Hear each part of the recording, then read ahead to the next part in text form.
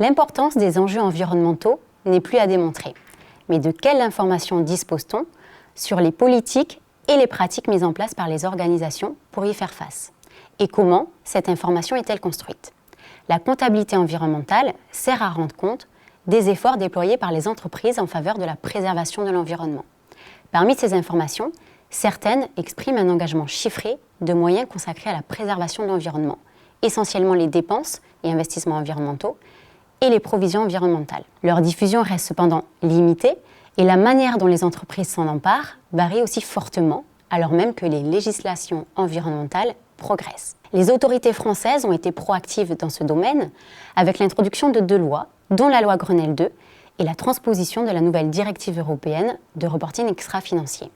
Pourtant, nous savons peu de choses sur la manière dont ces chiffres sont construits au sein des organisations. Comment les producteurs de l'information s'organisent pour répondre aux réglementations auxquelles ils sont soumis? Cette question est importante puisque des travaux récents montrent que ces lois sont en réalité peu appliquées en pratique. Pour y répondre, nous avons étudié 8 groupes côté français évoluant dans des secteurs sensibles à l'environnement.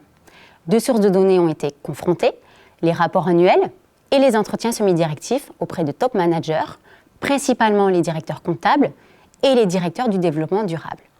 Nous avons complété la vision de ces acteurs en interrogeant des auditeurs financiers et extra-financiers, puisque fortement impliqués dans le processus de diffusion de l'information environnementale.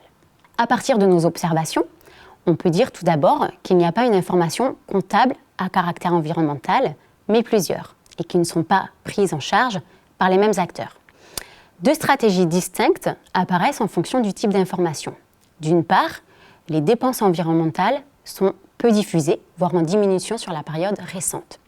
Ceci s'explique, selon les managers, par leur caractère très arbitraire et la faiblesse des définitions de ces dépenses dans la réglementation actuelle. La donnée est à la frontière entre la direction comptable et celle du développement durable. Selon un des directeurs du développement durable que nous avons interrogé, pour une même situation, des chiffres complètement différents peuvent être divulgués par les entreprises.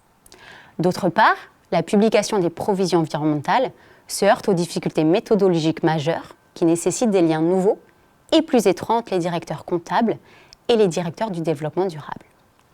En fin de compte, les choix de diffusion observés semblent relever des stratégies non intentionnelles de la part des acteurs qui font face à des incompréhensions et qui les conduit à ne pas appliquer strictement la loi. Avec cette étude, nous cherchions à apporter des éléments d'éclairage sur la fabrique de l'information comptable à caractère environnemental et la décision de publier. Nous contribuons ainsi à améliorer notre compréhension des pratiques de diffusion, mais aussi à élargir les explications sur les raisons qui ont, jusqu'ici, rendu le reporting de cette information limité. L'étude permet également de donner un aperçu du rôle joué par certains acteurs dans ce contexte. Les pratiques comptables sont le résultat de pratiques produites et relayées par différents acteurs. Finalement, les entretiens menés nous permettent de comprendre que la réglementation ne permet pas encore l'émergence d'une norme autour de la diffusion d'informations, dans la mesure où la comptabilité environnementale est encore à ses débuts. Ce travail met en lumière les limites de la réglementation, mais aussi les attentes et les souhaits des producteurs de la comptabilité. Nos résultats invitent le régulateur à considérer la manière dont l'information comptable au sens large est inscrite dans la loi pour qu'une réforme législative puisse avoir une incidence sur les pratiques d'entreprise. Il faut prêter attention à l'incitation qu'ont les entreprises à diffuser l'information. Le sujet est d'ailleurs au cœur d'une problématique touchant la profession comptable. La réglementation est un processus complexe. Plusieurs acteurs privés agissent dans l'ombre des gouvernements. La profession comptable mondiale peut jouer un rôle majeur dans l'élaboration et le développement de nouvelles réglementations pour les années à venir. Finalement, nos résultats questionnent l'usage que les utilisateurs de l'information peuvent faire de ces données.